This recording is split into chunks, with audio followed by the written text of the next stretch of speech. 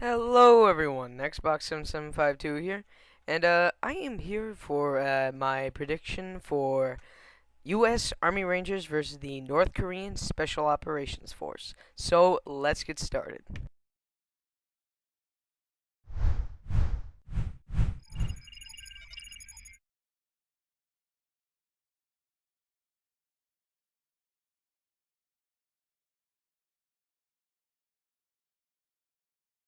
Alright, we are back, and let's get this started off in short range weapons, excuse me, with the U.S. Army Rangers M4 carbine versus the Type 56 used by the North Koreans.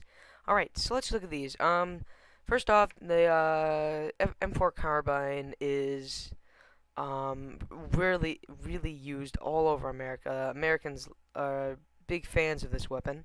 Uh, well, and the Type 56 is like the Chinese version of the AK-47. So, it's most likely not going to jam as much unless, well, if it's made in China, so no promises, you know? But, I don't know, but it probably is going to be similar to the AK-47. Now let's look at some differences. The M4 carbine is about 6 pounds, while the Type 56 is about 8 pounds. So the M4 carbine, whatever. The M4 carbine will be a lot faster. Like if the guy's searching around and he sees another guy, poof, he's got him faster. So that's a big advantage. Also, it's American made. Everything's better made in America. Yeah. I'm just kidding, but most stuff's good in America. Whatever. Let's see. The length is about 33 inches, while the Type 56 is about an inch longer, which not that big of a difference. That's the whole length, not just barrel length. Barrel length is about 14.5 inches, while the M4, while the other one is about the Type 56 is about 16.3 inches. So a longer barrel, maybe better accuracy, but another thing is the Type 56 has a higher caliber bullet, so that's another advantage. But like if you think about it, whenever you see an AK-47, AK-47s have a more of a recoil than the M4 carbine will. M4 carbine, you see them, they're just popping in. There's not much of repercussions, not repercussions. It doesn't kick back. That's what I'm looking for. It doesn't kick back as much as the M4 carbine. Well, the M4 carbine is a lot easier. It doesn't kick back as much as a recoil. It doesn't have as bad as a recoil. Also, the rate of fire is better on the M4 carbine, 700 to 950 a minute, while the Type 56 has about a 600 to 650 round rate. So not only is it faster to that, but I'm gonna give it to the let's get it down to it. The M4 carbine, I believe, is a very superior weapon. Uh, excuse me. Okay.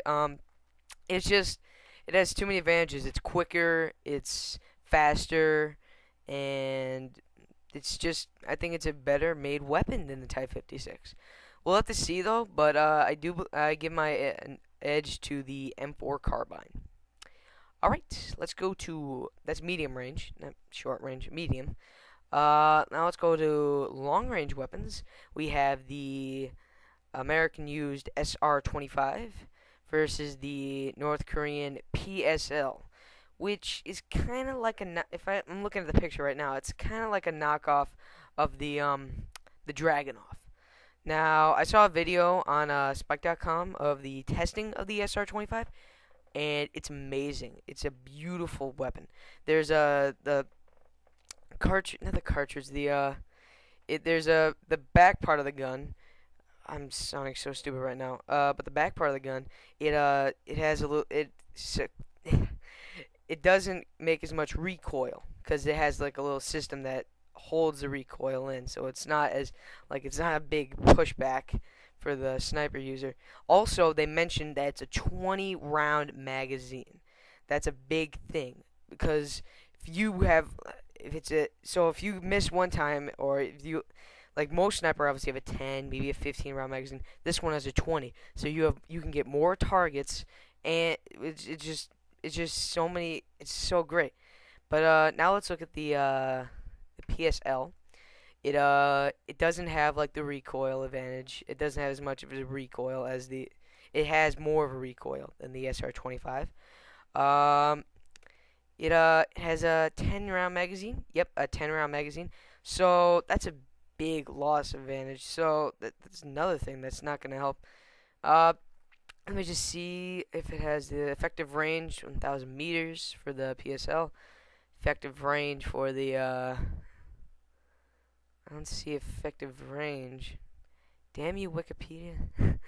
Nah, but I'm pretty sure, and I don't think it's gonna be a big difference about that because they're testing at a similar range. I saw it. They're testing like a little depot. It's about like I don't know. I can't even think. But I'm pretty sure that the SR25 has at least that close range as the PSL. But there's just too many advantages to the SR25, so I gotta give the edge to the SR25. All right, now comes the tricky part. There's always something wrong with Wikipedia. And this time we have explosive weapons. We have the U.S. Army Rangers Claymore mine versus the mystery landmine used by the North Korean Special Ops. Watching the video, there was this little box. A little box. I forget what was in it. Maybe even syntax. I don't know. But you put it in the ground, and when you step on, it's like a landmine. I'm pretty sure it's either a landmine, or it's like C4 where you toss it and then you push a button and it explodes. So it could be either way, but I gotta go for the mystery weapon because I know what it's gonna be. It's either gonna be like hidden in the ground, it explodes like C4, or you step on it, it's gonna explode. It's gotta be one of those two because I know they're testing the landmines. That's what they said. So it is a definite landmine. So if you step on it, boom, you won't see it as like if you see a claymore, like okay, Call of Duty. Let's for instance, I'll do this one time. I'll reference Call of Duty. Okay, when you play Call of Duty now and you see a claymore, it's easier to see. It's a big thing. When you turn a corner, boom, you see it. You're good. Especially if you have hacker on. Great, I'm going technical terms now. I love Call of Duty, but let's see. And let's go to World at War. There's the bouncing Betty. All you saw of the bouncing Betty was those little spines, and they were so hard to see. And those would get you more kills. But this you can't see. It's planted inside the ground. It's gonna be impossible to see. So that's why I have to give the edge to the mystery weapon. Oh yeah, mystery weapon. Whatever you are. Uh, let's see. I don't know if they're gonna do battle tactics this time because they're not specific warriors. Like they might use different battle tactics during different battle. Blah blah blah. But I think this time they're gonna use fighting tactics. So that's what I'll call it, fighting tactics.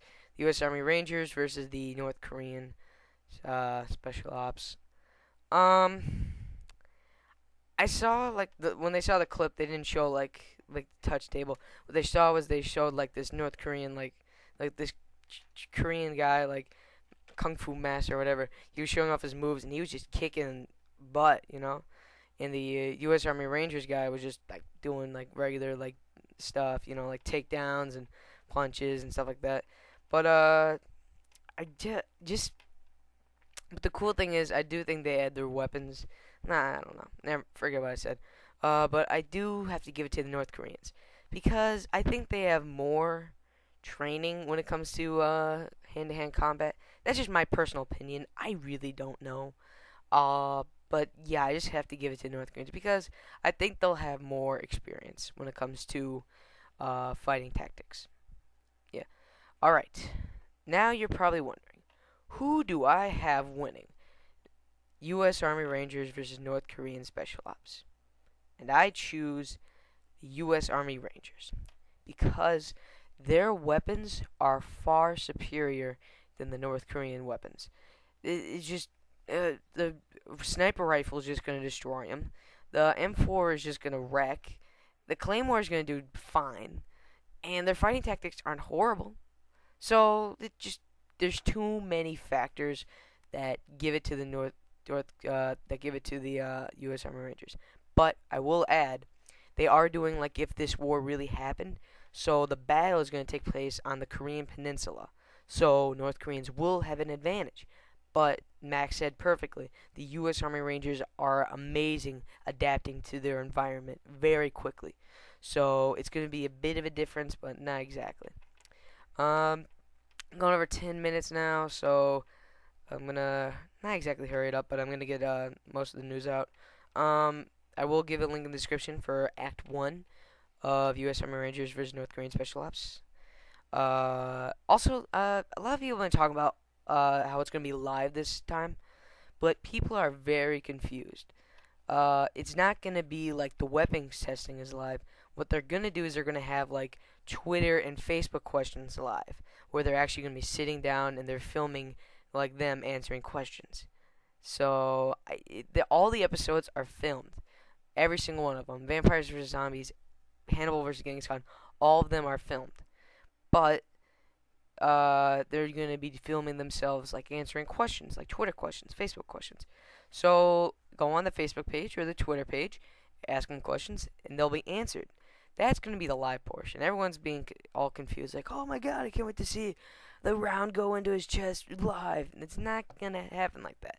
They're actually going to answer questions. Now, it would be amazing doing that live, but you can't because how would you do the cinematic? Exactly. You wouldn't know who won. You'd have to edit parts. It'd be impossible to do Deadliest Warrior live. It's one of those shows where you can't do it live. Ghost Hunters, you could do live, I guess. I don't know.